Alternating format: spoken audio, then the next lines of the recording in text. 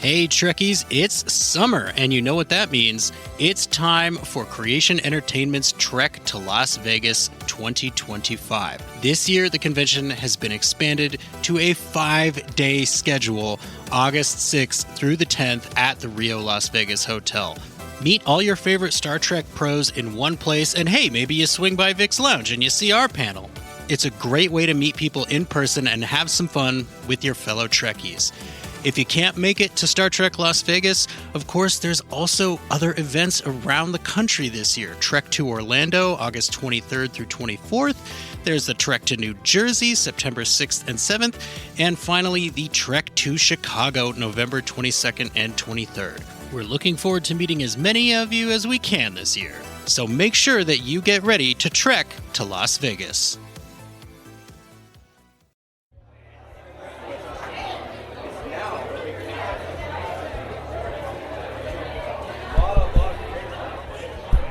Is this thing on? Hello, hello.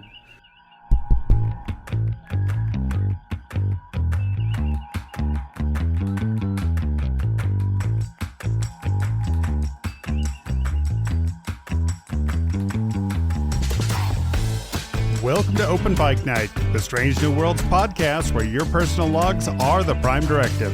I'm your host, John T. Bolts, here tonight with our second Behind the Bricks episode. We will dissect our feelings on the whole of Open Pike Night so far, and wonder desperately how we're ever going to make it to Season 3 of Strange New Worlds. Join us tonight as we turn our podcast gaze inward, try to predict the future, and become the interview subjects. Joining me tonight are my co-hosts, the man who thinks he did a better job hosting than I did on the last episode with Kay and Tom. And you know what? He did a pretty good job. I really enjoyed listening to that one. Host of Sudden But Inevitable, Jesse.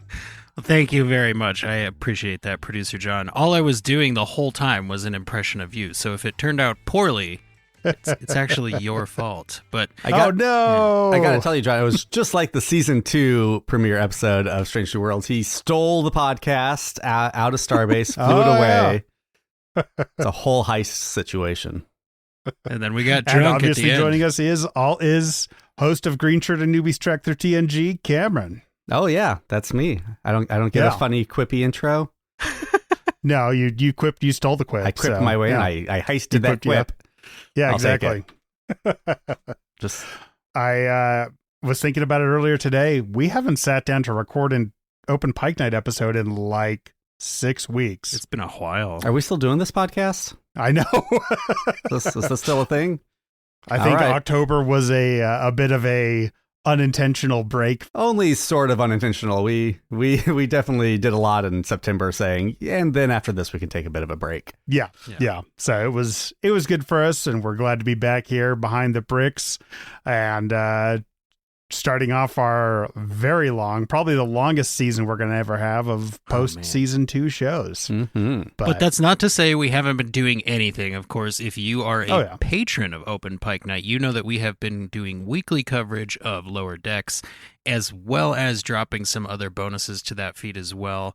I do have to say, because it's a Star Trek podcast, very excited to be featured in Grayson's article on warpfactortrek.com, and at the same time we were paired with Greatest Trek, which is one of my personal favorite Star Trek podcasts. I don't want to speak for you guys, but we got a shout out on their latest episode because of that article, and we've got guest appearances coming up with Crusher Convo and a couple of other cool things that Kim and John don't even know about yet.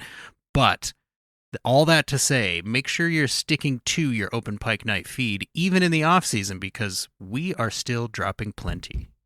While we're talking about Patreon, please be sure to check out our Patreon and support independent Star Trek podcasting. Every little bit helps. We have tiers as low as $2, but we do want to thank our 25-minute set supporters, Steve, Pam, and Mark. We really appreciate you guys and couldn't be doing it without you. So be sure to check out our Patreon and consider supporting us. Patreon.com/OpenPike. You pull our strings. Speaking of Mark, I figured we'd have him open up the podcast. We got some great listener calls and conversation starters tonight. So without further ado, here is Engineer Mark. Hi, everyone. This is Engineer Mark with my favorite OPN moment, which is actually finding my way here. A bit of background. 2 years ago this October, I lost my Irish soulmate to leukemia, Mary. I was lost. Then, come last August, found a way to go forward and gain a further and deeper understanding of how things are for me. I kept moving forward. I started traveling. I went to New York, went to Comic-Con, yes, other travel, which included a trip about a year ago now in November to really explore my time with Mary. We used to regularly take road trips from Chicago down to Nashville to visit our relatives there, and then onward to Orlando for all the kinds of fun you can have down there. And I went solo and did it. By the end of it, I was starting to look at, I have 2 days of just driving home with me, myself and I, and nothing to keep me occupied other than, well, introspection that may have gone not so well. Instead, that last night, I'm packed up, I got the computer on, I'm reading social media, and surprise! Melissa puts up a very nice article about an interview with Anita Johnson on this thing called a podcast, which I had only awareness of what the word was. I had never experienced it, never had been part of anything like that. And listened to it and realized I had really found the next big step for me. I had found my people. I had found a community again, something I had been missing for a very long time. And immediately went to work on getting it set up in my phone, setting it up so I could listen to it in the car on the way home, all that fun stuff, and spent the next 2 days in the most amazing time I have ever had on a road trip. It was just pure joy the whole way in listening to all the episodes, starting with the first one and ending with basically the last season 1 review. And reached out and found some friends. Open Pike Night has been a fantastic thing all along for me, and the guys are now very good friends that I will definitely look forward to seeing what we go next on. Thanks. I really like that call because it's like, oh yeah, this is still a very young podcast. Like, it's like, man, it seems like we've been chatting and meeting and hanging out with Mark for a lot longer than just in this year. Mm-hmm. But it really shows the level of support. Like, Mark is not the only person who seems to have just really chosen Open Pike Night as the podcast to believe in and participate in and just support wholeheartedly. And I really appreciate that. I want to echo some of Mark's sentiments there. Like, finding your people is a really important and very cool feeling to experience. For me, most recently, that was when we got together and did Fan Expo Portland. We spent some time with former Green Shirt Marcy at her house, having a lot of fun. And that's one way to put it. Some fun is a code word. Some very loud but incredibly earnest and genuine arguments about things in Star Trek. And I remember having the feeling that Mark is describing. I went, oh, okay, these are my people. Like, we can genuinely make real arguments about this in a way that is just fun and constructive and makes you feel like a kid again. It makes you feel like a nerd on the playground talking with your other nerd friends about your nerdy interests. And I think that that's like probably the coolest thing that has come out of Open Pike Night for us. Like, yes, I am not going to sit here and say, oh yeah, and we get to talk to the actors and writers and stuff. Like, that is amazing, especially as a fan. Like, that's a huge thing that's very enjoyable. But I think even more than that, finding other super fans that become actual friends is not necessarily something I had envisioned when we started this show. You always hope for that. You always want a thing to have some success and draw some people in. But the level at which it has happened is not something I was prepared for. And I'm glad to say we did get to meet Mark in person at our first convention in the aforementioned Portland. Mm-hmm. Yeah, we've talked a lot about it, I think, on here. Just, it's more than just us talking about Star Trek. It has become a community, and that's something that I think surprised me, that A, it happened, and B, like, what it's like. I guess, having always been on the listener side of these things before, I always assumed, like, yeah, the listeners, the fans would kind of be separate from us and the podcast, and I'm glad that it doesn't feel that way. It really does just feel like one big community. And just, having made friends, in my 30s and 40s, both with Jesse, with keeping in touch with John, but then with all the listeners. I look forward to opening up social media and seeing what craziness all of you, my friends, have thrown out into the universe. It's nice. It's nice to look forward to that. Just being able to say I look forward to opening social media is like a huge bar. I think for exactly. anybody. Oh yeah. The only reason I'm on certain social networks still is because of our Open Pike Night fans. Mm-hmm. So, all right. Well, let's hear from our next longtime fan and supporter. Here is Abby. Hey, Open Pike. It's Abby Summer from the First Flight Podcast. Thank you so much for all the wonderful joy that you have given to the universe with your Season 2 coverage and your interviews. I have to say, I have personally really loved that I've been able to share some of my costume and musical joy and my daughter singing with the people who brought that to life, and that's thanks to you guys. So now here's my challenge, a little more about you. Can you tell all of us fabulous listeners 2 little-known but not necessarily earth-shattering facts about you? Here's 2 about me. 1, I've been to every state in the U.S. and worn the same pair of shoes, except for Alaska. I still have the shoes. It's on my bucket list. And number 2, I can make a sound like a Gorn. That's creepy. So there's my 2 fun facts. Hope you and yours are well, and can't wait to hear a little bit more about you. Guys, I think a Gorn just ain't Abby. Yeah, exactly. And I can make blinking lights like the Gorn. See? Oh, he's totally doing it. Yep. Totally. Abby, right. We will take you up to Alaska sometime and show you around. I'll get my parents to take you out fishing and view some glaciers, and it'll be good times. Bring those shoes. Definitely. All right. Who wants to go first with some little known facts? We're doing 2, right? Yeah, let's do one at a time. Yeah. Well, since you mentioned costuming, I'll start with a costume fact, which is that I won 3rd place at an official Goonies costume contest at the, I think, 25th anniversary in Astoria. I was dressed as the dead guy in the ice cream freezer. Yeah. And then my wife won 1st place with a Mama Fratelli costume. Nice. In the vein of Abby's facts, I have gone swimming in every ocean on the planet. Oh, wow. Yep. I mean, you could argue that you swim in one, you swam in them all, right? Yeah, I mean, but Arctic, Pacific, Atlantic, and Indian Ocean. I've gone swimming in all of them. Okay, I'm going to put you on the spot.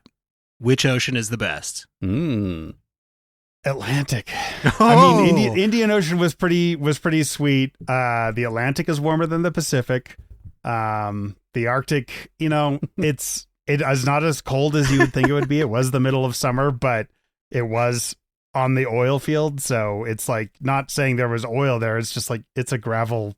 You walk out a gravel bar and then you're in the ocean. And I went far enough out. I never did a polar plunge, but I went far enough out to actually go swimming in it. So, which takes a long time because it's a very shallow shelf.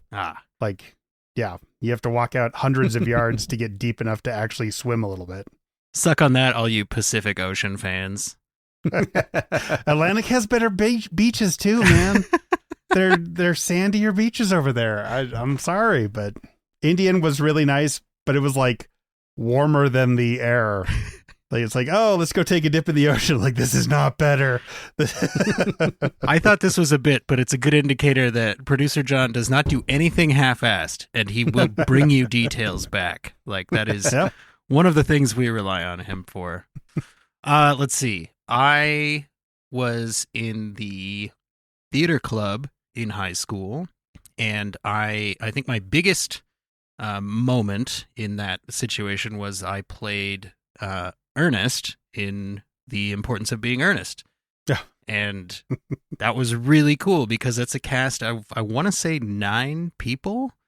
And so like the entire theater club auditioned for roles. And so to get one, let alone the lead, was not the beginning of my overabundance of self-confidence, but it certainly helped with that. And I had a blast. Like, theater was a ton of fun. Really liked doing tech, building sets, that kind of a thing. Because, when you're in high school, you have to do both things because there is no money for either. Yeah. Plus, jean vests are really comfortable. That's right. Let's see, number 2. Normally when I get asked this question, my number 1 answer is I have a Star Trek podcast, but that doesn't really work in this situation. Right. So number 2, I'm going to say that my sister went to Kelly LeBrock and Steven Seagal's daughter's birthday, which maybe is an interesting fact about my sister, but I did go with my dad to pick her up and saw a very pregnant Kelly LeBrock looking miserable with a bunch of elementary girls around her. So technically you also went to the party. I was there. I was present. For my second one, I am one of the subjects of Bruce Horak's 1,000 portrait art project. One in 1,000. Sitting with him. Yeah, I think he's doing 1,000 is what he said. I think so. So yeah, I sat down with him in July, and I should be getting my portrait in the mail sometime. I might have it by the time this airs. Cool. And those are really cool. Like, if you haven't seen Bruce Horak's portrait work, go check it out. It's very cool. Definitely sign up for his Patreon. I believe you can get in on that if you do that. I did, and I gave him permission to use the video. I shared the video with these guys, but I think it's on his site as one of his portrait sitting examples.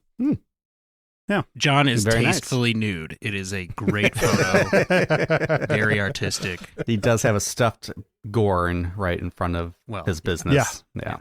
Oh, yeah. But the lighting is very subtle. I think you got one more, Jesse. A thing that not a lot of people know about me is that I have ridden in a biplane, like an honest-to-goodness biplane. When I was in Maine, near John's favorite ocean, I was, I think it was actually a birthday present from a family member. I think we had driven past the airstrip where this guy operates. He does like tours around a couple of bays in Maine. And we had driven past this biplane several times, and I think we both always kind of looked at it like, that would just be cool. Like, what a cool thing to do. And it was actually not terribly expensive, but it was very cool. Like, it really gives you the perspective of what flying used to be like. Because I'll be honest, like, even as an adult now, when I get on, a major airlines plane and go somewhere, I'm a little blown away by the whole concept. Like, we're just going to pack hundreds of people into this tube and launch them into the air completely safely, and everything is going to be fine. Like, it really is a very cool thing, but to be in an open air cockpit is a whole different story. And if you're flying over the Atlantic Ocean, does not matter what time of year it is, you are going to get cold. But man, that was a ton of fun. Hell yeah. You clearly said bays, but for some reason I heard you say, and he took us around on a couple tours of babes. And I was like, oh, that's an interesting tour. Okay. They issue binoculars at the start of the flight. So this town is known for 2 babes. But they live really far apart from each other. So we need to pay extra for a you have to pay extra for a bullhorn to catcall them, and hey, look up, yeah. Right? Because he's already banking. Yeah. Great questions, Abby. Yeah, and definitely you got to get up to Alaska. Yes, I was going to ask you where you were in Alaska, and then you ended with that's the one. Always worth it. Worth exploring Alaska. All right, next up we have Joe Dove from and also check out Abby's show. Check out the First Flight podcast. She talks about Star Trek Enterprise, another fellow Trek podcaster. We have several fellow Trek podcasters calling in tonight. So once you're done listening to this, go check theirs out. Hers is called First Flight. And I will just throw out there, you guys know how I feel about Star Trek Enterprise, but even I listen to the First Flight podcast because it is genuinely good, and they have good conversations that encompass all of Star Trek, not just that one. Here's Joe Dove. Hello, my dear friends from STLV57. It is one half the Captain's Quadrant, Captain Joe Dove. Super excited to hit you with this quick quandary. I'd like to know what inspired you each to begin your podcasts. I know, like us, this has some type of brewings from the pandemic, but what made you take that leap of faith of the heart to build your podcast? Well, that's my question, and I wish you all the best. From Captain Joe Dove and Jason Roy Gaston of the Captain's Quadrant, live long and prosper. Thank you so much, Joe, and do be sure to go check out the Captain's Quadrant podcast feed. You will find yours truly guesting on their episode covering Voyager's Coda. Spoiler alert, not a great episode of Voyager. It also happened, I think the day of Robert Beltran's latest Twitter catastrophe, but I tried not to let that seep into my discussion of his performance. Cameron, do you want to start with this one?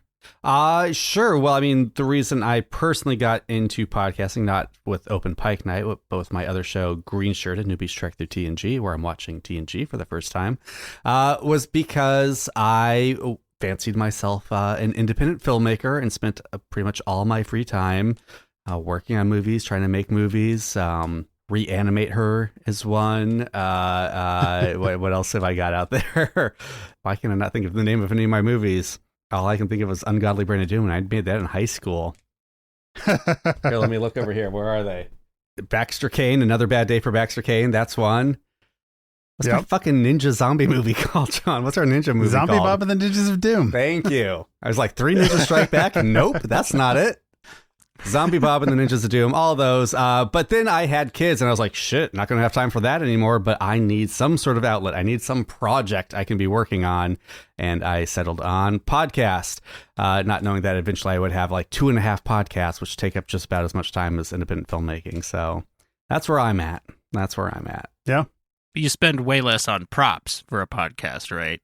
That's true, but a lot more on microphones, surprisingly. Yeah. It's more of an all-at-once expense with podcasting. Yeah, than pretty it is much. with filmmaking, yeah. So in its infancy, I picked up The Absolute Beginner's Guide to Podcasting. This book was written in 2006. Wow. That was which the predates beginner's the iPhone. guide to the beginner's guide of podcasting. Yeah, pretty much. I haven't looked it up yet, but the foreword is by Rob. Just Rob, who's the host of Podcast 411. I don't know if that is a thing that still exists anymore. But I have wanted to do podcasts for a long time. I don't know why I didn't. I don't know why it wasn't something I just started doing. But a book this old says nothing about social media. It says, the ideas in it for how to record a remote interview don't even consider the fact that StreamYard or Zoom or anything else like that would work. So horrifically outdated in most of its advice. But yeah, it's something I've wanted to do for a very long time.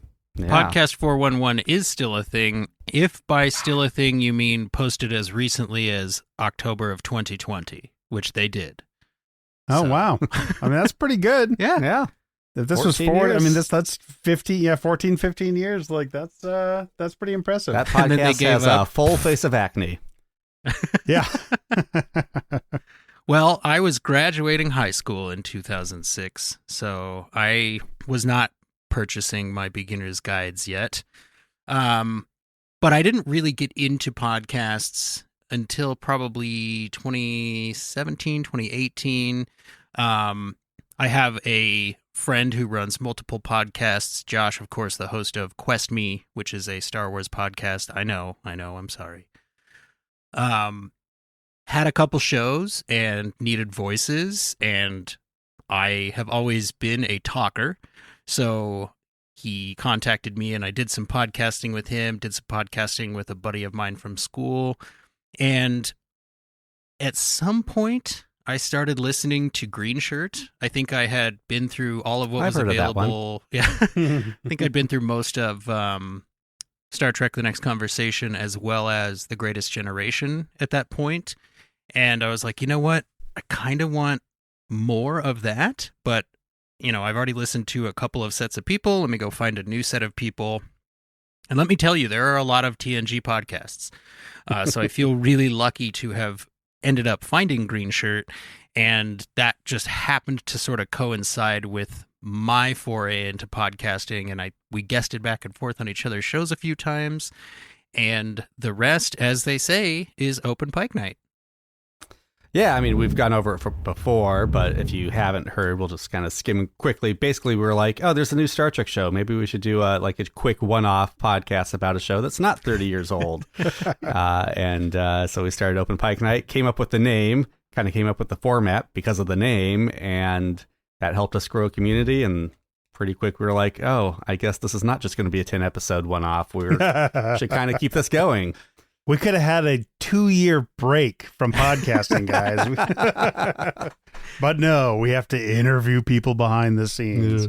I don't even know what I would have done with myself. I mean, like, not to be overly whatever, but like this podcast has really done a lot for my life. It's really given me something to provide some structure for myself in a positive, creative way, as Cameron was saying. Like, it really does scratch that creative outlet itch, and it's given me something that's, in my life, it's mine, right? Like, I am making this podcast with my friends, and that's like a personal hobby.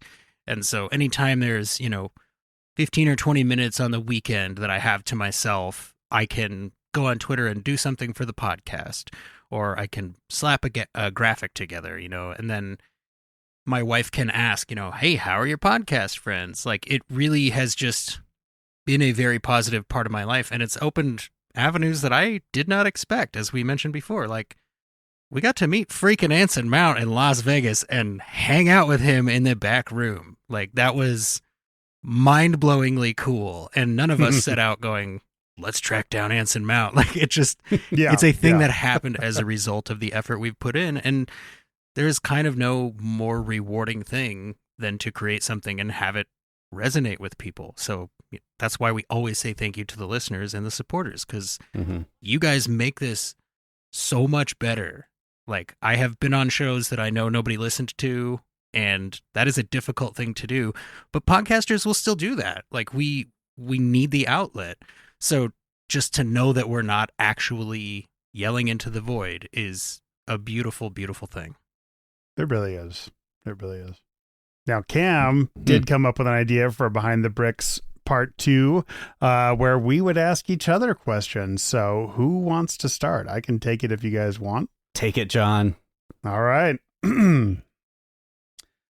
Now that we have heard a lot about Strange New Worlds and the making of it, if you could pick one department for season 3 to go up and work for, not acting, behind the scenes, what department would you really be most want to work for on Strange New Worlds? Are we taking our skills into account, or would this be saying our skills would be equal no matter what? Yeah. Like we would be, if they're like, hey, we want you guys to come on and even, apprentice, whatever, like, okay, we want you to work with our department. Which one would you choose? Jesse, you want to take it, or?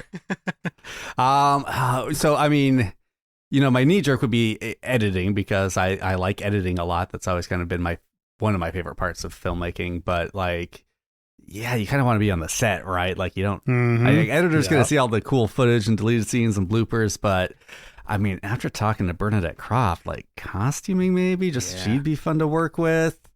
I'm thinking out loud. So if someone else wants to jump in.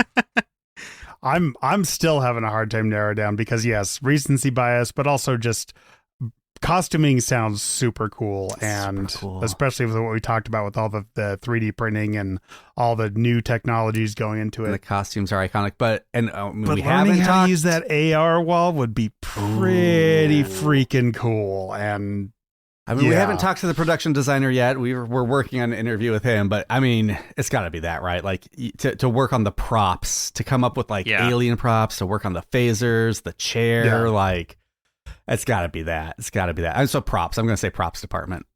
Okay. I was also leaning props. I think this would be correct, but maybe, and I don't know that they have one of these on Strange New Worlds because the writers are on set producing their own episodes.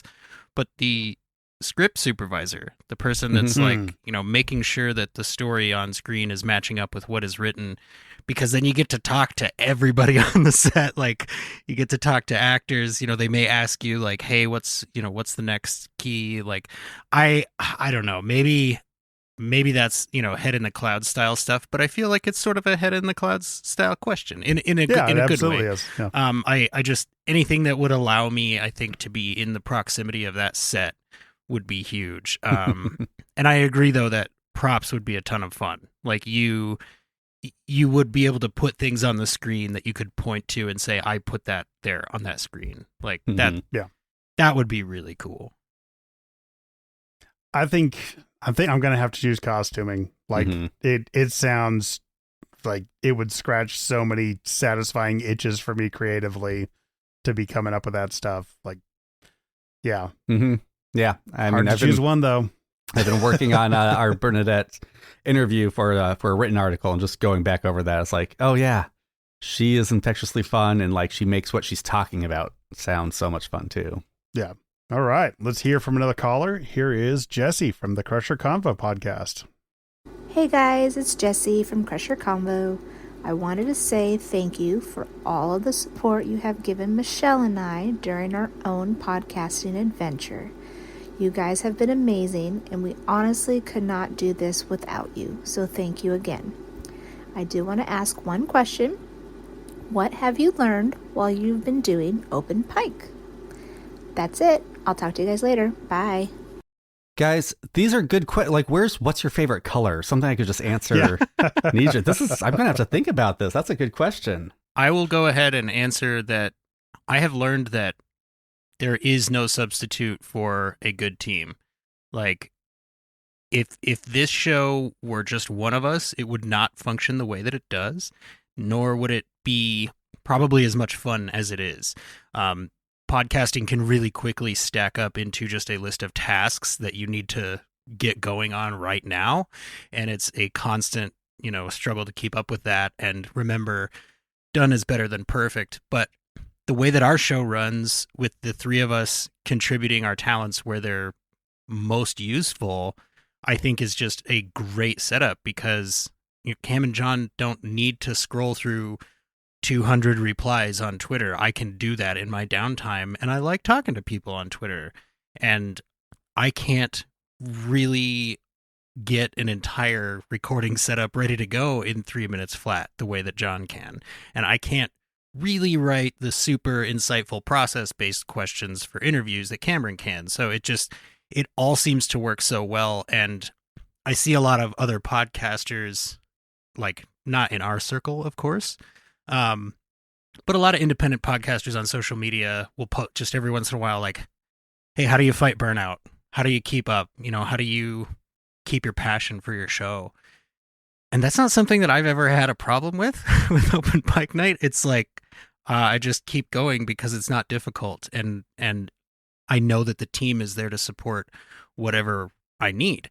And, as John mentioned, like, if one of us is out of town, we're not really worried about it, because we know the other two can conduct an interview and do it well, and edit the show, and, write an interview, that kind of a thing. So I would just say I have learned that if you want to be an independent podcaster, you need a great team around you with differing talents. Well, you stole my answer, Jesse. I was going to say the importance of a good bridge crew. Yes. I've been on podcasts where, like, I definitely enjoy everyone on and my co-host, and we have a great time talking, but not everyone is as invested in just making it and making it good as perhaps you are. And so like, yeah, just working with the three of you is kind of incredible.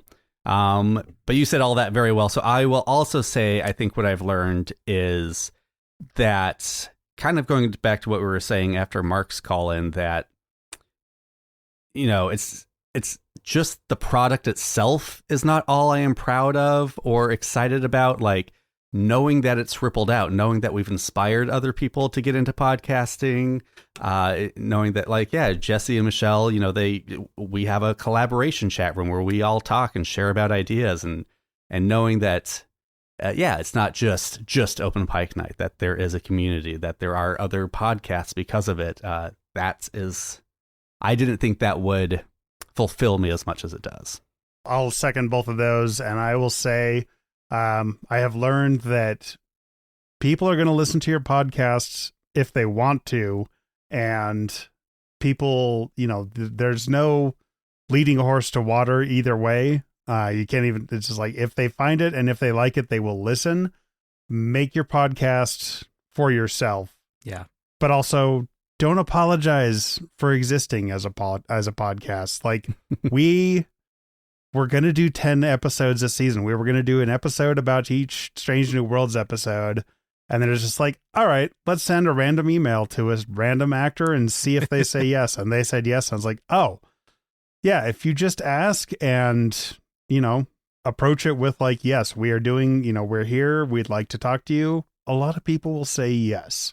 A lot of people who, you know, are professionals in the field of what you're talking about will enjoy working with you if you know, aren't a dick. That's my favorite answer to give people who ask, how do you guys get your guests?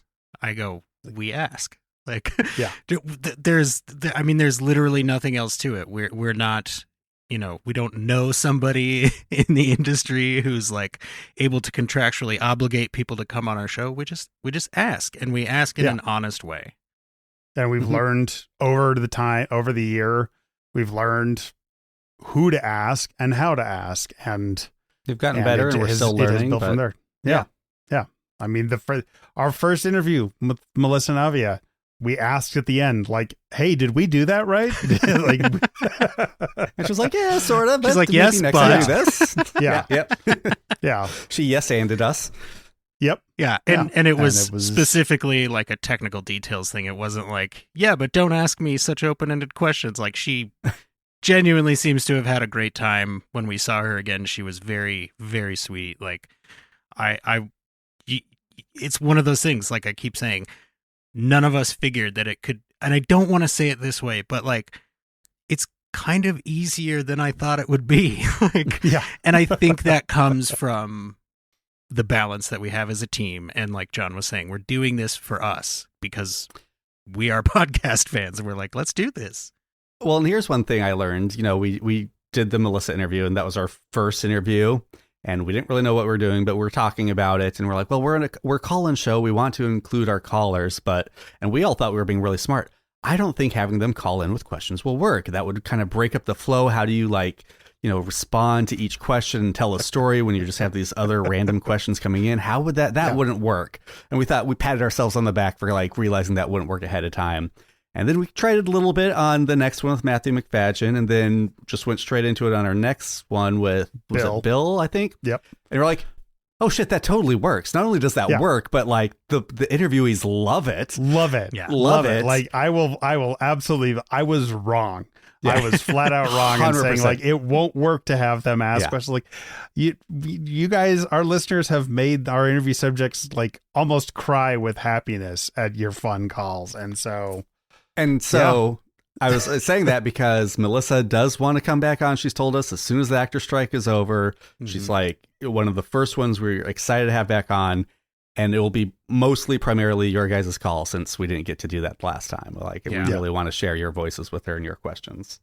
Absolutely. And the last thing I learned was that some people just don't want free stickers.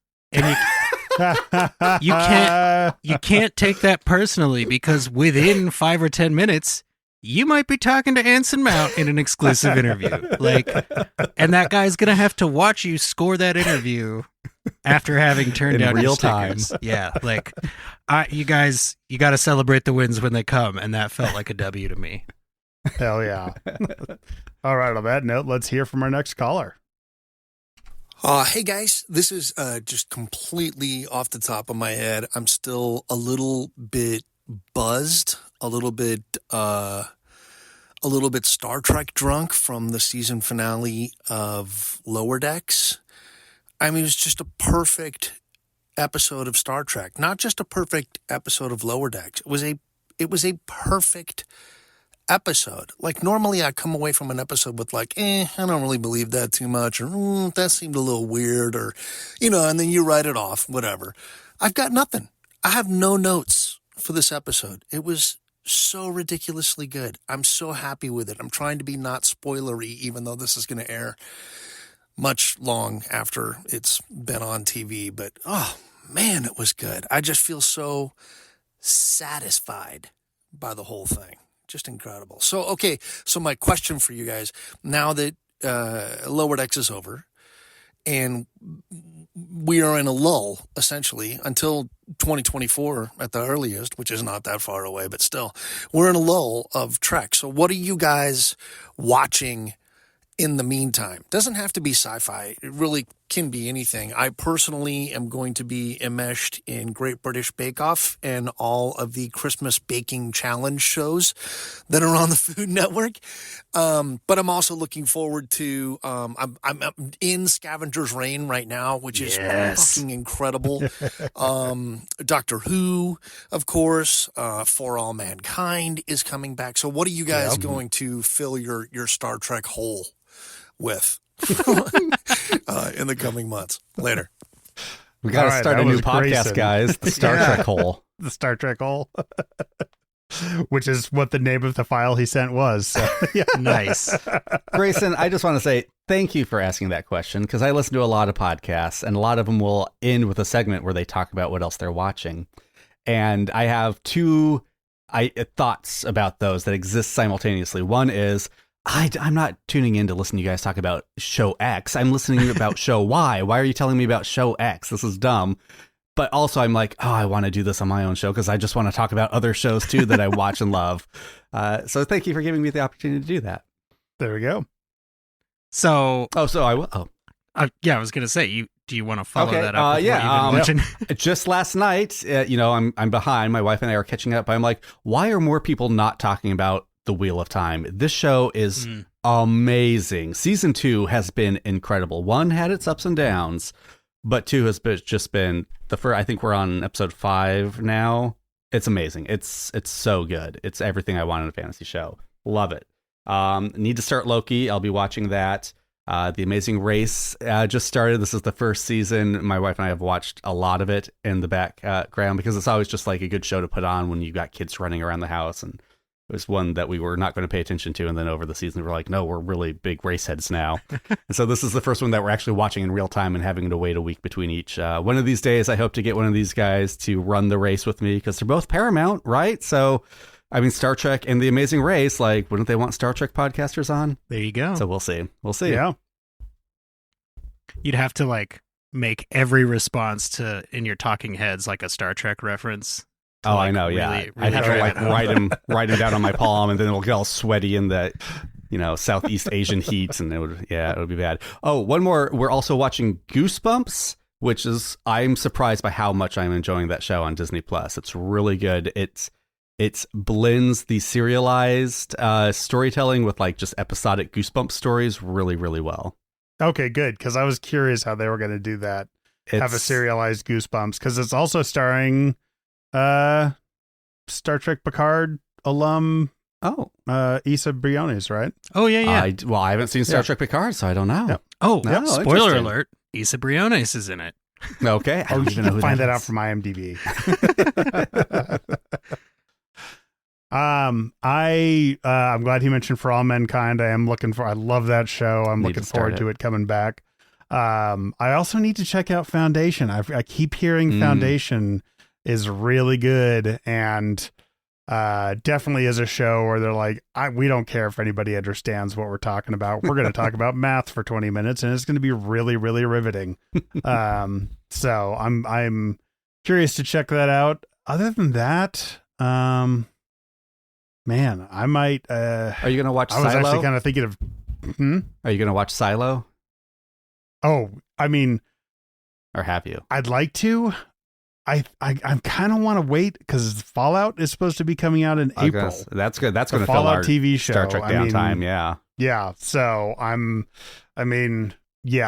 think Fallout is probably my main unreleased thing that I'm looking forward to starting. Mm-hmm. It's got Walton Goggins. It's got, Kyle MacLachlan. Kyle MacLachlan. Like, it's going to be awesome. I got to be honest. Walton Goggins is a real name. Awesome. I was going to say, I didn't think Walton Goggins would become like a staple of Open Pike Night, but ever since Patrick from It's Got Star Trek mentioned him on our recast episode, I feel like it's one of those things like you never have heard a word before, and then you hear it like 4 times in the same week, right? Like, yeah. I don't know that I'd ever heard the name Walton Goggins before Patrick said it. Like, I knew who he was when I looked him up. I was like, oh, I've seen this guy in 100 things. But yeah, it's all Walton Goggins all the time here at Open Pike Night. I was really happy to hear Grayson mention Scavenger's Reign. That show is a absolute trip, you guys. Like, it's so weird, and it's animated so viscerally, and it's such a like specifically eldritch feeling sci-fi animated show that, I mean, like, all those things are on my checklist of what would be a cool show to watch. So I watched the short that it was based on YouTube, and like the first comment was like, this is becoming a TV show. Did you know that? And I went and looked it up, and I was like, oh, there are 3 episodes. I'm going to watch that right now. And I am devouring it. They're releasing it like in chunks, like 3 episodes at a time. And I watch that, and then I go watch Loki.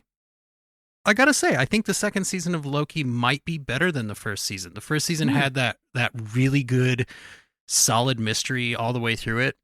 But I don't want to use the term superhero fatigue because I think it's probably used too much. But like, I have sort of fallen out of watching the Marvel stuff. Like, I'm not watching everything they put out now. But this second season of Loki has really stepped up the bar as far as quality and subverting expectations goes, and like, it looks better than a lot of shows on TV. It's really well shot. So I'm really enjoying that. I, to Grayson's point, do generally try and fill the Star Trek hole with sci-fi. So I've been watching a lot of sci-fi. I watched Scavenger's Reign, as I mentioned. I went and saw The Creator, which I would say was pretty good. It's not an amazing movie, but it was pretty good. And I think it's important to go support original sci-fi when you can at the movie theater so that more of it gets made. So I definitely enjoyed it. It's gorgeous. The story is, something that you'll recognize if you've watched sci-fi before, but it is absolutely beautiful to look at. Great performances. And then I just jumped full force into the anime pool. I've been watching Captain Laserhawk. I watched all of the new Castlevania Nocturne. Love that. Cannot wait for season 2. I'm going to check out The Blue-Eyed Samurai tonight as soon as we are done recording. I watched all of Demon Slayer. And I think that's pretty much what I have been watching. Nice. Cam, Jesse mentioned a movie you saw recently. What did you see last in theaters? What did I see last in theaters? I think Oppenheimer? I think I saw it. It was the last thing I saw in theaters. Nice. Yeah. I went and saw Saw 10. Oh, yeah, you did. The last Saw I saw was Saw 1, which means I'm actually watching them in order.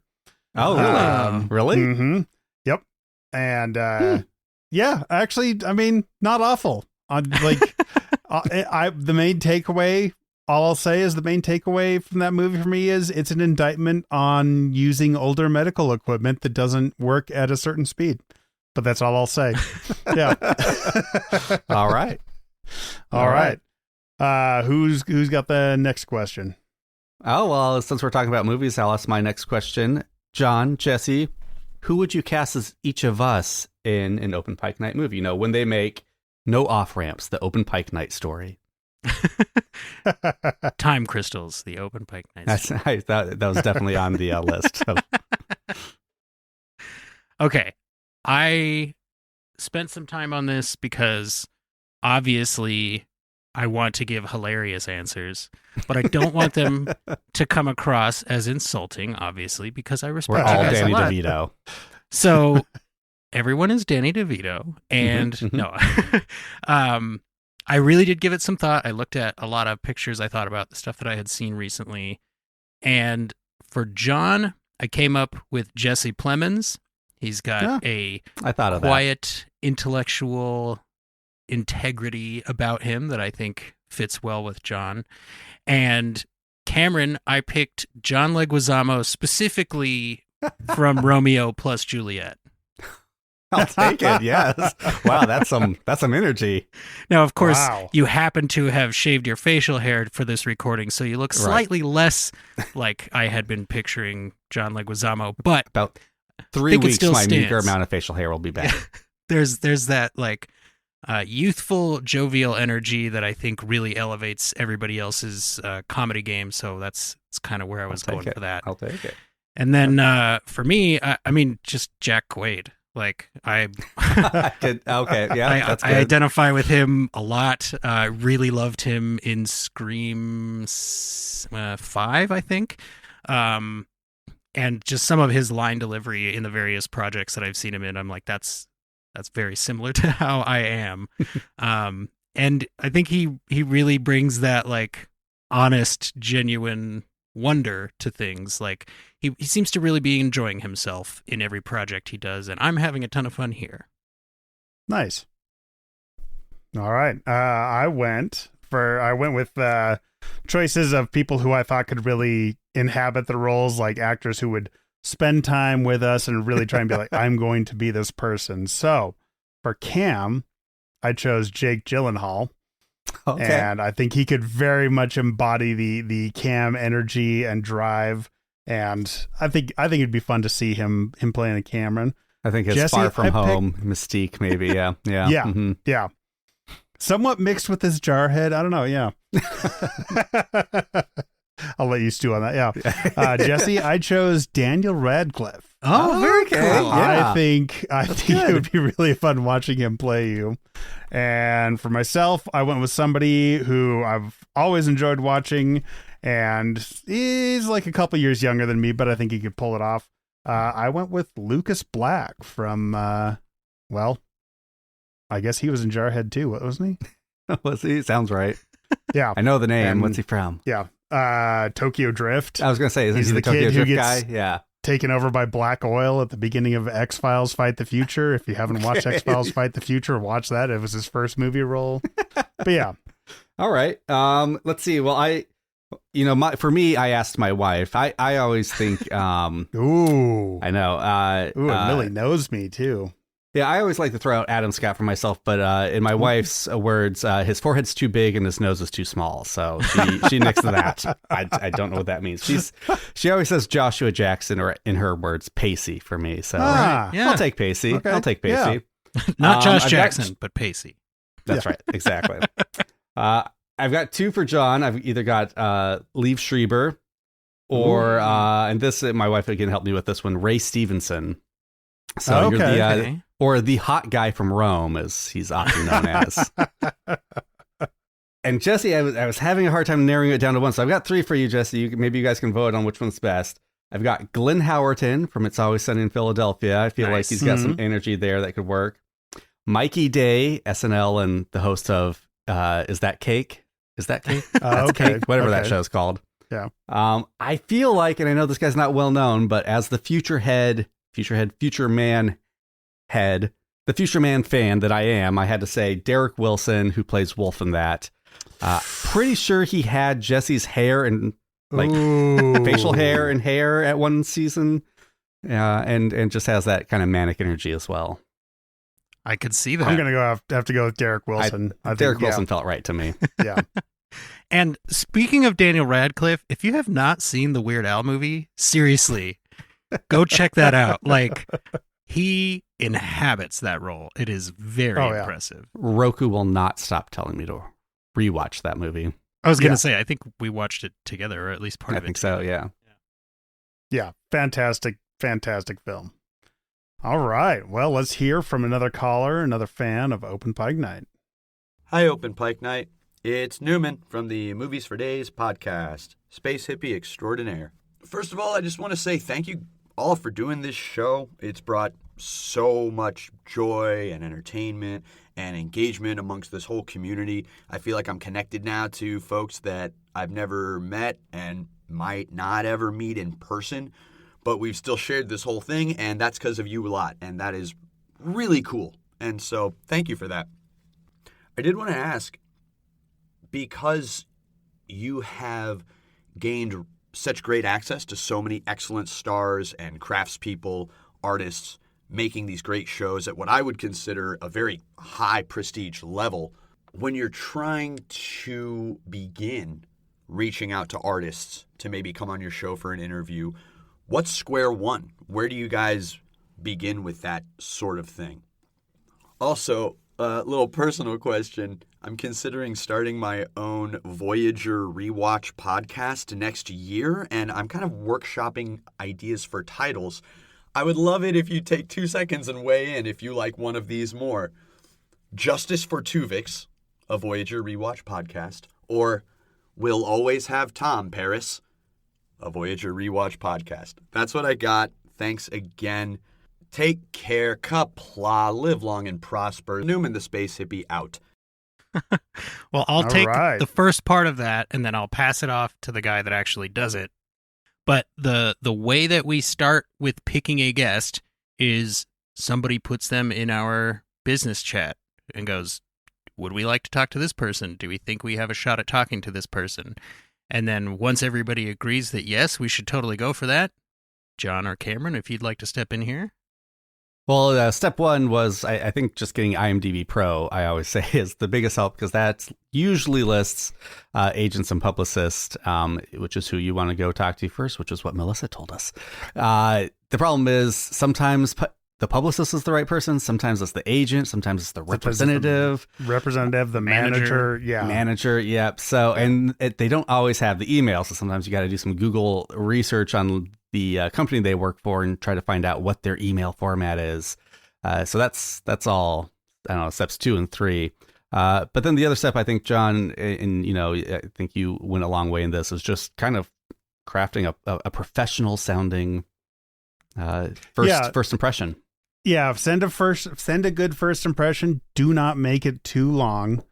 Get the details first. I would say use an active voice. Don't be passive in your voice. Be very active in the language you write with, but be specific on a few things. I would say be specific on that it's a podcast. A question we get a lot is whether, since we're meeting online usually, always, is whether we're going to use the video and release the video publicly or not, which is definitely, if you're not going to do it, say no. We'll have video for the chat just because it's easier, but this is just for an audio podcast. And yeah, just make sure you have details in there saying we would like a 90-minute commitment, 30-minute commitment, however long, like say how long we would need that person's time for in the intro email.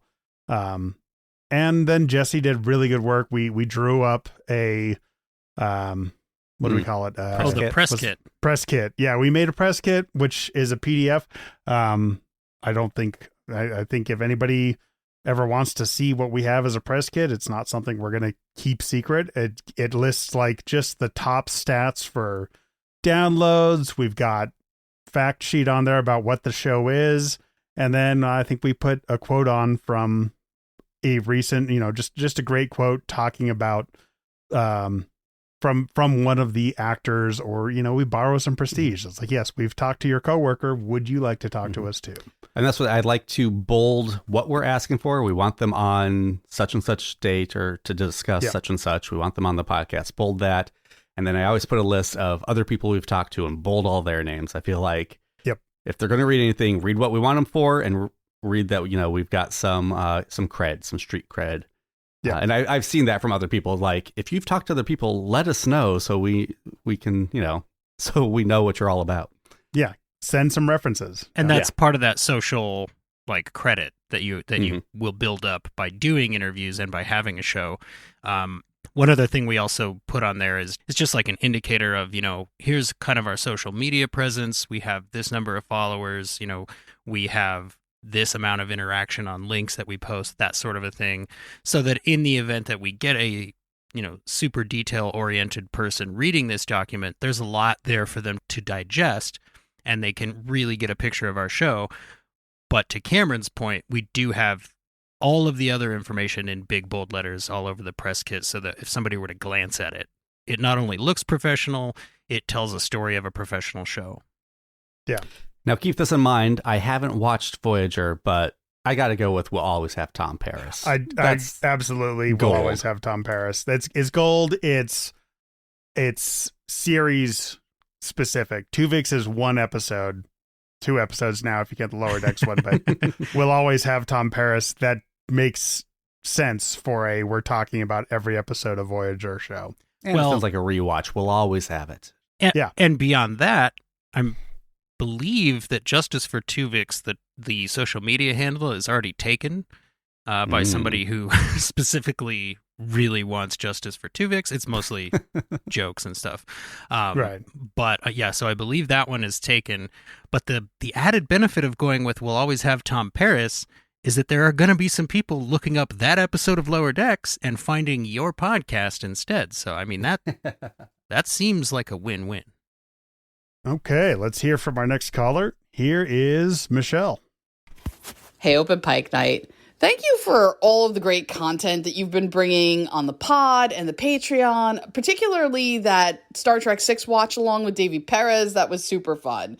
So now that we are kind of coming up on a long drought for Star Trek in general after Discovery ends in 2024, and probably a very long hiatus for Strange New Worlds, I'm interested to see your creativity and how you will help all of us Trek fans get through this. So looking forward to that. But I have 2 questions today. My first is, what is your favorite Star Trek parody? I know there have been a lot of them in media. Sometimes the actors have even participated. But what's the one that you like the best? And then number 2, I love Dr. Beverly Crusher and making those Crusher connections. So today, I challenge you to make a Crusher connection. So what is your character from Strange New Worlds that you think would have the best connection with Dr. Beverly Crusher? The best scene, the best chemistry? What would that be? Just curious. So until next time, live long and prosper.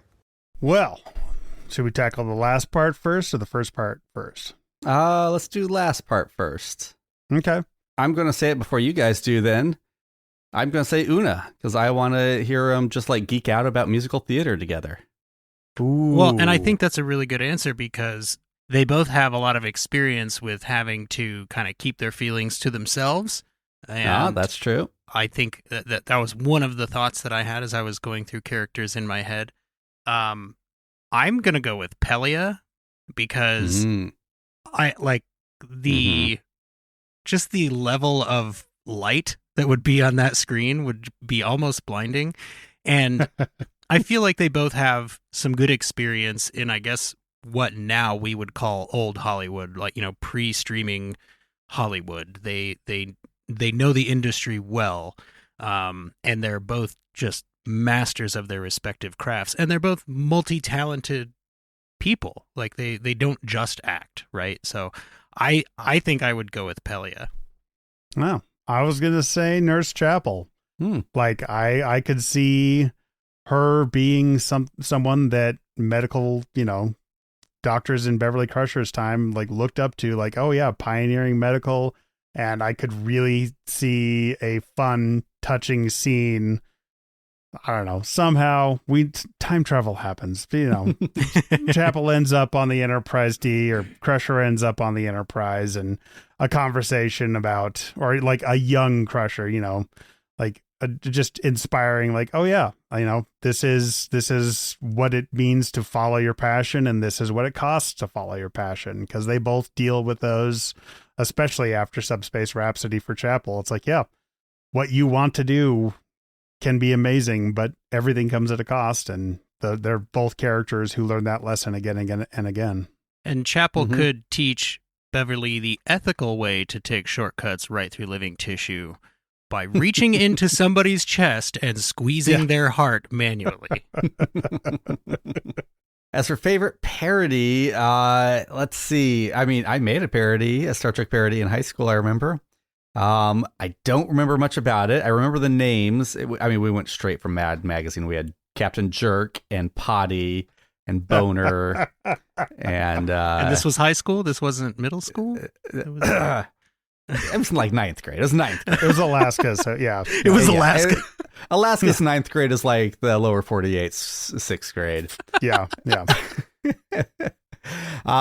It wasn't great. Although my friend didn't play Sulu. I had a different friend play Sulu, but a different friend could really do his voice, so he dubbed him while he was talking, and somehow it matched perfectly and was really weird. That was the most memorable part of it. We must be excluding Galaxy Quest, right? Like, that doesn't count. Yeah, I'd say that's just a Star Trek Galaxy movie. Quest. Yeah, Sure. I like a lot. It's the Data and Picard video on YouTube. It's a song by Pogo. If you search Data and Picard by Pogo, this guy did this really great, remix song with lots of quotes from the show that I've now seen and been like, oh, I know that. It's from that song. I will say, I don't believe Weird Al has done like a full Star Trek song, but I do really love his Star Trek moments. They feel like a loving poke at the Star Trek fandom, because I truly believe Weird Al is a Trekkie. Trapped in a Closet with Vanna White contains the line, "Suddenly I'm bowling on the Starship Enterprise." White and Nerdy has the only question that I ever thought was hard was, do I like Kirk or do I like Picard? So I really enjoy both of those. But man, the SNL Star Trek parodies are actually pretty good, like, because they are not great, if that makes sense. Sort of. They really go after the low budget nature of TOS in their skewering of Star Trek, but they also have a character, Spock's long lost brother Spocko, who is just he's just in, I think it's Bobby Moynihan. Is that? That sounds right. Yeah. So it's just him wearing Spock ears and using an East Coast accent. And he has a catchphrase of, "Now that's a Star Trek." And I like, that's so dumb, but it absolutely works for me. I think I saw it at just the right time. I just had to look it up. It was Mad TV did a Star Trek parody sketch called Star Trek Deep Stain 9, and it was all laundry based puns but it was all Enterprise, like all Next Generation characters, but it was called Deep Stain 9.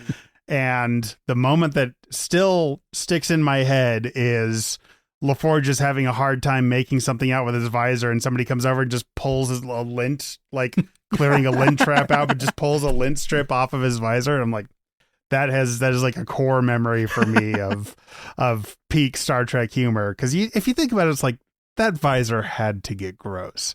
So, like, yeah, needing to clean lint off it every once in a while, like, yep, that's good humor. So that has always been my favorite parody, is Star Trek Deep Stain 9 from Mad TV. Have you ever like shaken out your keyboard at work? Oh God! Like, that visor was gross by the end of 7 seasons. Oh yeah, nasty. Okay, here's our next caller, Trev. Hey, it's Trev beaming in from Failure to Franchise, the podcast devoted to failed movie franchise starters. Been a moment since I've called in, but for this special catch-all episode, I think I have an interesting question for you.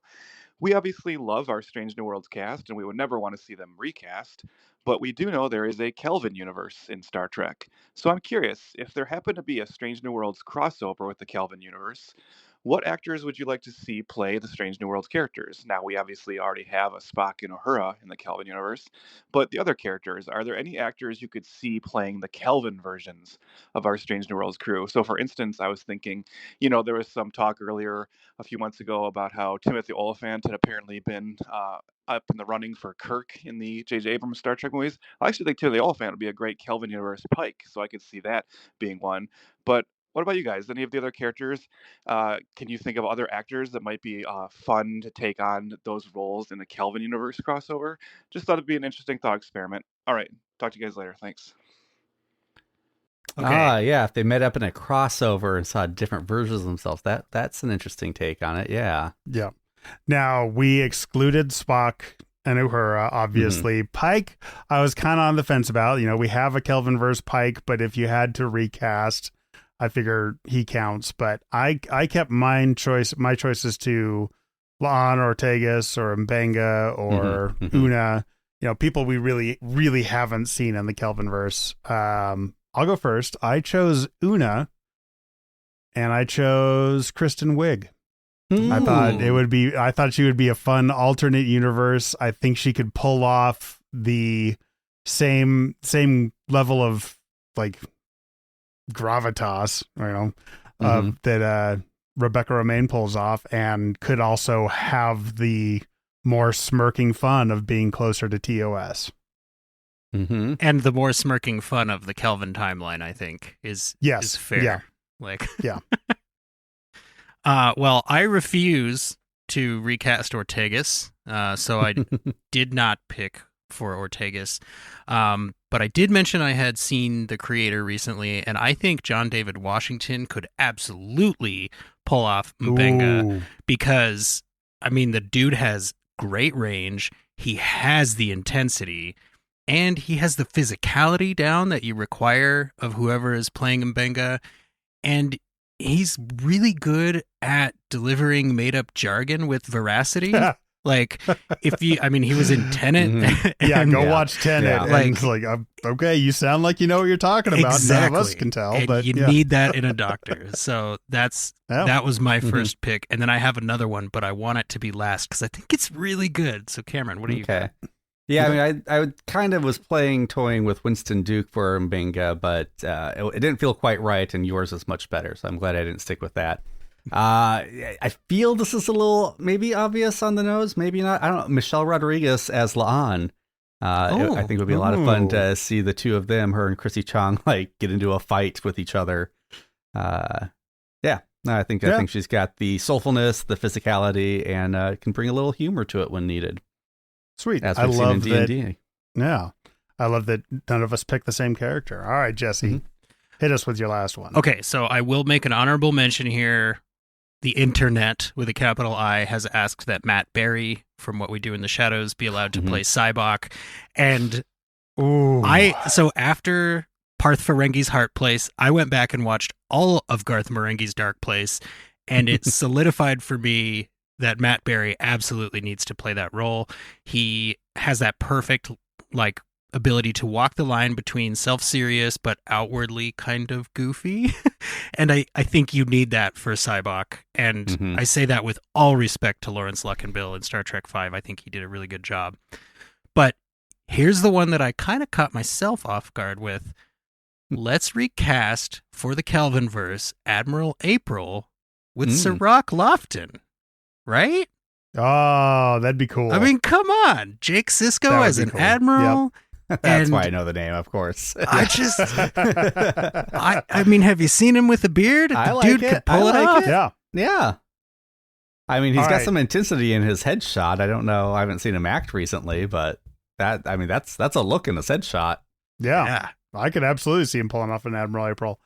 Okay, Jesse, I will give you Matt Berry for the Strange New Worlds universe if we can get Danny McBride to play Cybok for the Kelvinverse. That's definitely a Kelvinverse casting right there, yeah. Fuck you, Spock. What's your problem? You got a problem, Spock? You always knew I was better than you. Quit whining about it, whiner. Let's go do some space cocaine. Yeah. All right, so I wanted to bring up one topic, because it's something looking back, the last time we did a Behind the Bricks was right after our first Bill Wolkoff interview. So there's been a lot of interviews since then. We've interviewed Henry Alonso Myers twice, and like a lot has happened since then. One of the things that happened that I think had an outsized like example of showing us exactly that we're like, oh, we are actually a pretty seriously taken podcast, is we got access to screeners for Strange New Worlds, and then we got access to screeners for Lower Decks too. Like, what did that feel like a big moment to you guys when it's like, oh, we actually got approved for this? It did to me. I mean, I know that it's not like, 10 people get screeners. Like I'm sure they send out a lot of screeners because the goal, of course, is to generate hype for the project. But for me, just as a regular Star Trek fan, I was like, we have arrived. Like when I talk to my dad, I can be like, so, I've seen the next 3 episodes, right? And he's like, it just burns him like in a way that he's still proud, right? But it's like, it's cool, man. Like, we set out to do a thing and we're doing that thing, and we're doing the best version of that thing that we can do. And that's breaking your heart into a million pieces. I couldn't help it. I'm sorry. It just, like John said, it kind of felt like an affirmation of like, okay, we're if not respectable, we are respected. Like there is some amount of credibility to all the effort that we have put into this show, and it is, noticeable. And I mean, the absolute coolest part of that is that we didn't ask for the screeners for Lower Decks. Those just showed up. And that was like a whole other level for me, because I was like, oh, we're just on a list now, you guys. Like, we're on a list. And that feels really good. But it also, I think the thing I like the most about it is that it gives me some time to actually process my feelings, so that every time an episode comes out, I'm not like, this is my favorite episode ever. They're all the best episode every single time. Like it lets me kind of sit in it and create some perspective on the episode for me. But it does not take away from the joy of reacting online with people as the episode happens. And that was something I had worried about. Like, is the hype going to feel different to me when the episode actually airs?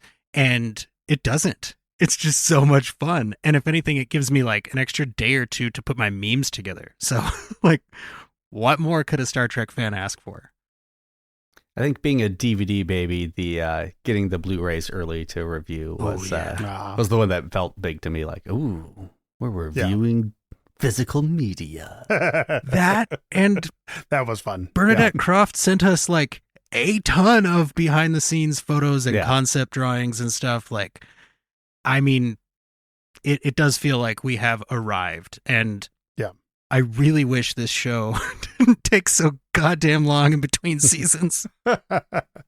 Yeah, I think for me it was not just arrived, but also like, oh, we have, with the hard work we do on this show, we have shown that's like, yes, you could be trusted, Open Pike Night, to see these beforehand, and we know we can rely on you not to ruin this experience for everybody else, for your listeners, for the people who want to enjoy Star Trek. And I think that just meant a lot to me. Like, okay, good. It does feel nice to see that we are taken very seriously.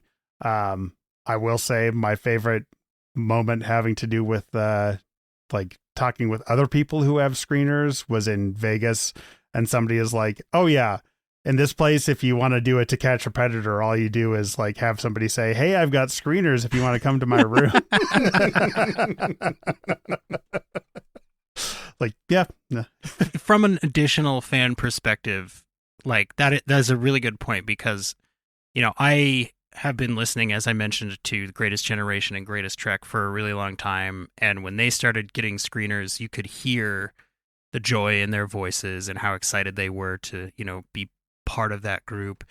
And to listen to a thing you love and think to yourself, should I try this? Can I do something similar to that? Like, all right, yeah, let's try it.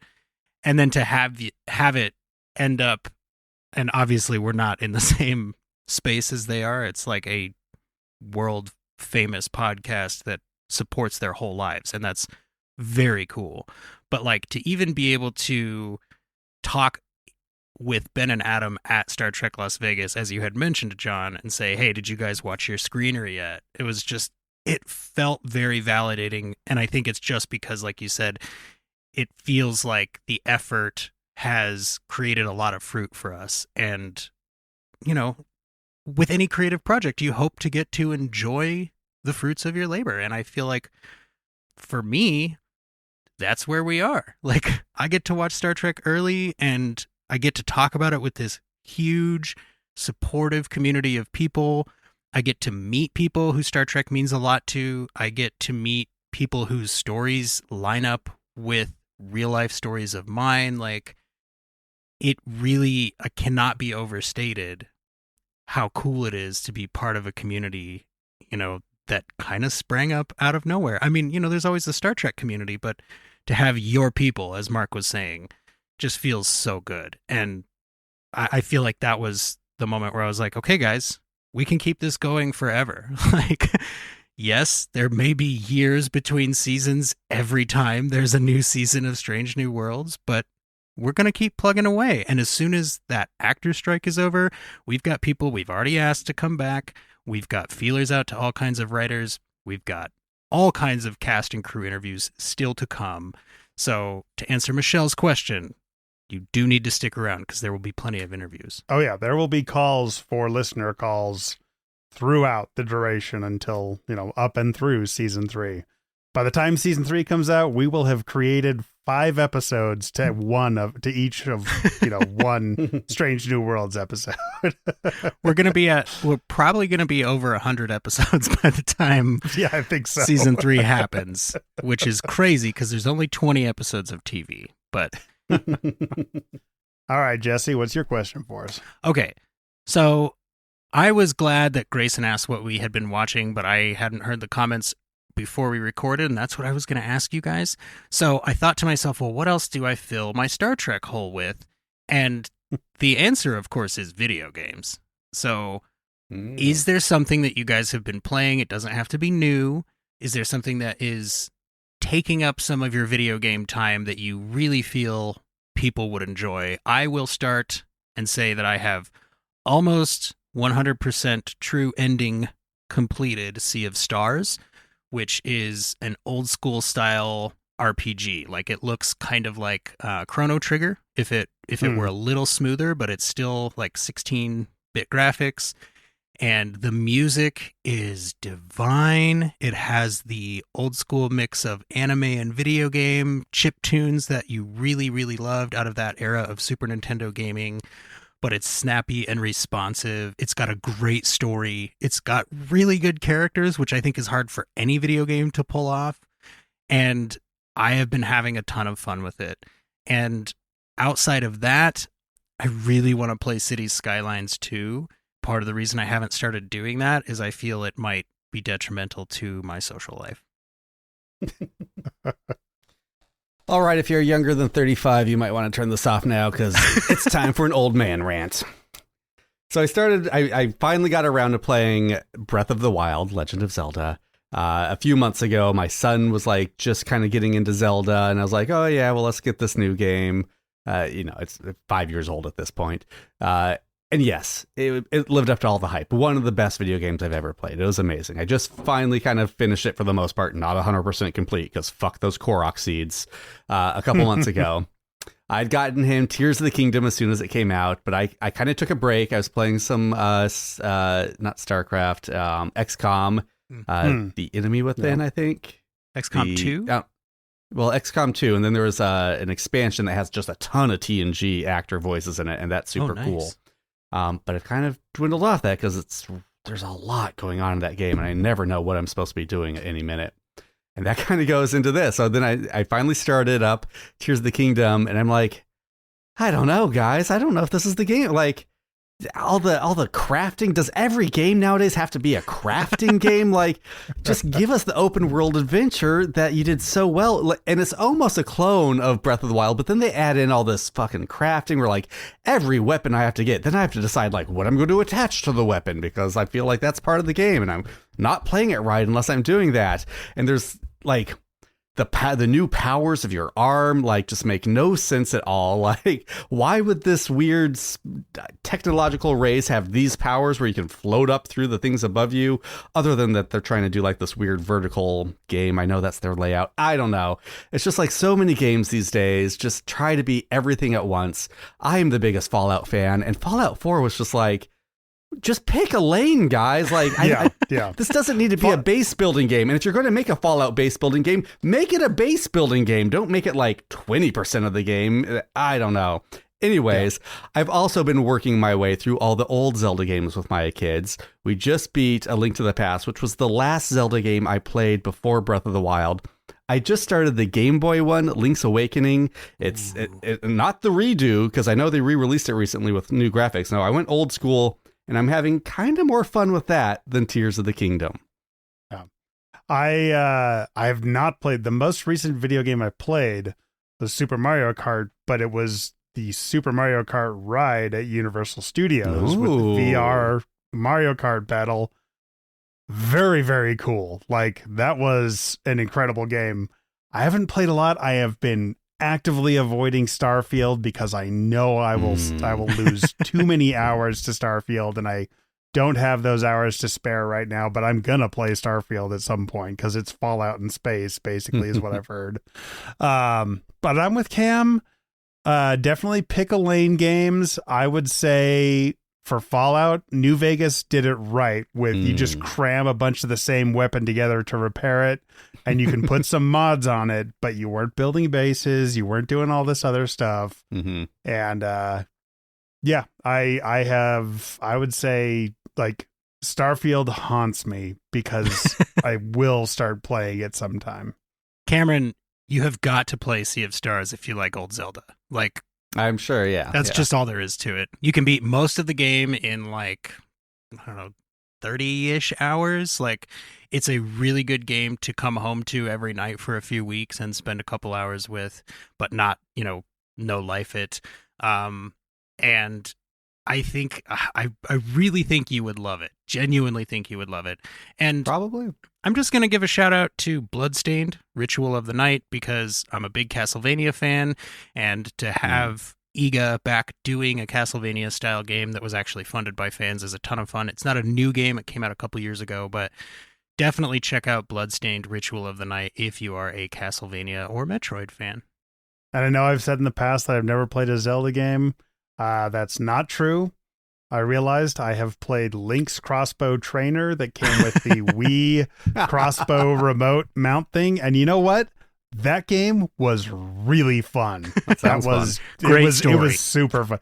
That's the thing, no story, but like crazy replayability for like a 20-minute demo game. So, yeah. Nice.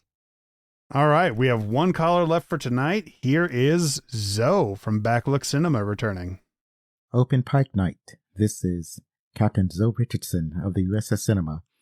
Greetings. So there is a question I wanted to ask you for this special episode, but before I get to that question, I want to let you know that a lot of people have been asking me just what type of ship is the USS Cinema. Well, it is an experimental craft. I can't tell you much about it, but what I can tell you is that it is an Anansi class. Registry is NX-1896. The main experiment for this ship is the warp drive. It has what they're calling an asymmetrical warp bubble, and it's also got a lot of what they are calling native deceptive systems. It's officially classed as a science and research vessel. It has a crew of about 300, and it makes great coffee. That's pretty much all I can tell you about it. So the question I have for you is, if you weren't doing a Star Trek themed podcast, what show do you think you might do for a podcast? For example, would it be a Battlestar Galactica podcast? Would it be Buck Rogers? That probably make a good podcast. What fandom and science fiction do you think you would explore if you weren't doing Open Pike Night? I'll see you on the next episode. Richardson out. Let's talk about nerds. That was the greatest, most nerdy call we've had on this episode. I appreciate the hell out of it. When I heard it, I was like, an asymmetrical warp bubble. Wouldn't that mean you just warp in circles?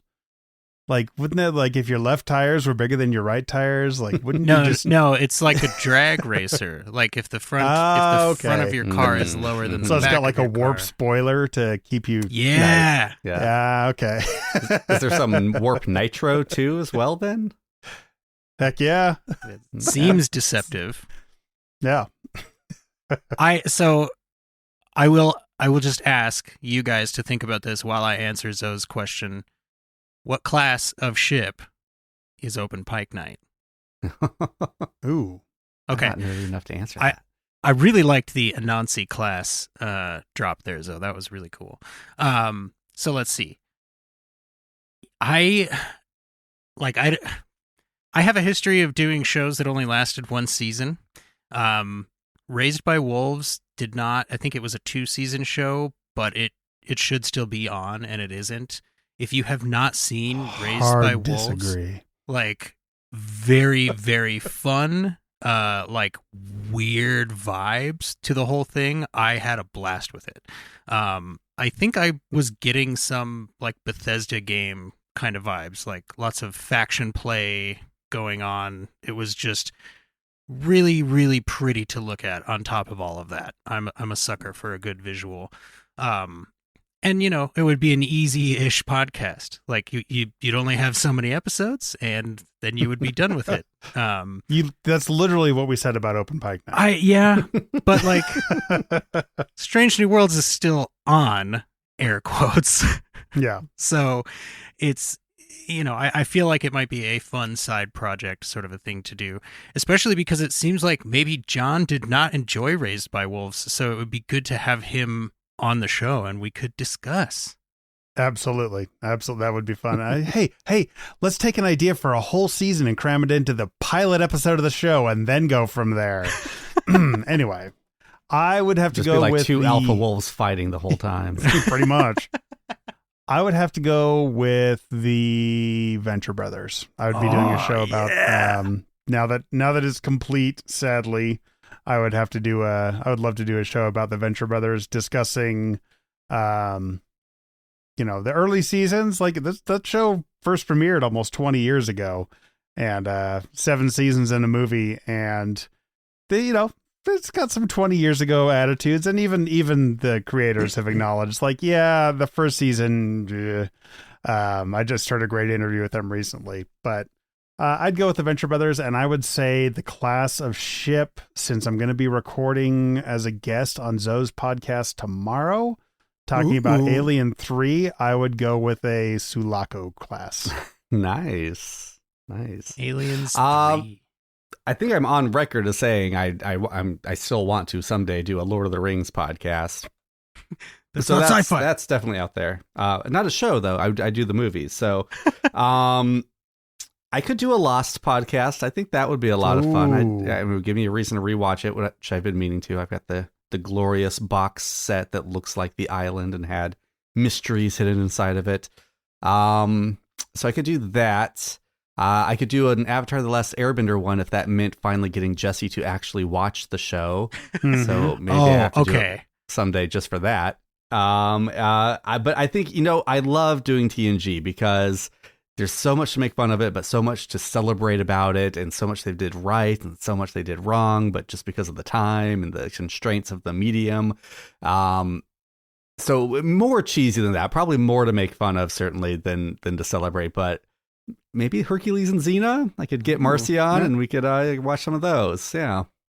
Okay. So now that Cameron has reminded me that we have a tradition of forcefully recommending shows to each other that we know that for some reason the other one is not going to find the time to watch anytime soon, I am going to also say I would absolutely do a Neon Genesis Evangelion podcast if it meant that I could get Cameron to watch it. That would do it. That would do it. Man.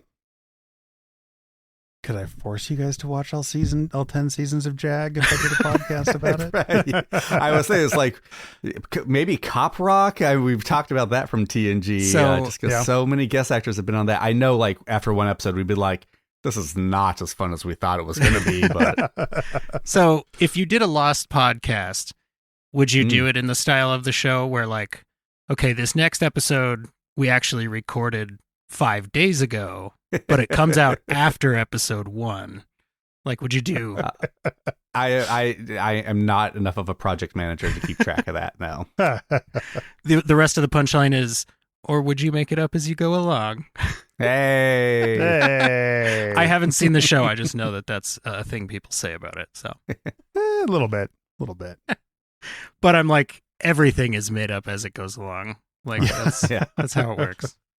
So do you guys have any closing thoughts for this Behind the Bricks second edition? I mean, I feel like we got all the big ones out during that. Yeah. Just, it's been a lot of fun. I look forward to coming up with fun ideas to keep ourselves entertained and our listeners entertained until season 3. Feel free to, reach out, guys. Tell us what you want to hear. I'm still very excited about the Stream of Thought series. We've got some more of those coming shortly. Be on the lookout for those. And, we're hoping to do our own version of a Strange New Worlds recast. I'll hold the details close for now, but that is an episode idea we've got brewing. And yeah, just excited for what's coming. Yeah. Jesse? Apparently Jesse has some secrets, so that's got me. I feel I would be remiss not to mention that we are looking for additional ratings and reviews on Apple Podcasts.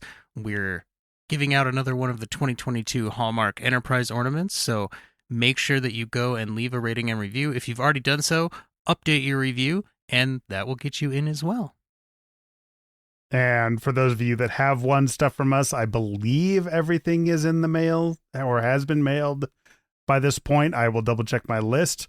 And so, yeah, I would just say thank you very much for all of our listener support. Our callers today came from a lot of different podcasts. Check out First Flight, check out Captain's Quadrant, check out Crusher Convo, check out Movies for Days, check out Failure to Franchise, and check out Backlook Cinema. And there's so many others. We have so many great podcasts in our orbit, I guess would be the best word. Like, not trying to say we're the center of it, but just the conglomeration, the Mahani comet flying rocks through space. Yeah, I was going to say they're belts. mostly all about space. Yeah. So, thank you all very much for listening. Go ahead and check those other podcasts out. Stay tuned to Open Pike Night. Have no fear. We want your voices on the air. It's been a long night, and we need to make sure that we rest up for the next year and a half worth of podcasting that we have to do without Strange New Worlds new content coming out. So hope you're looking forward to finding out what the caterers of Strange New Worlds have to say. Hey man, that food looks delicious. Man, I talked to them. Yeah. We'll get the caterers and the food designers. Maybe we'll do a cook-off competition with the food designers of the show judging us. It's always good when we get judged for content. So be sure to tip your servers. Be sure to clean up after yourselves. You can go anywhere you want, but you can't stay here.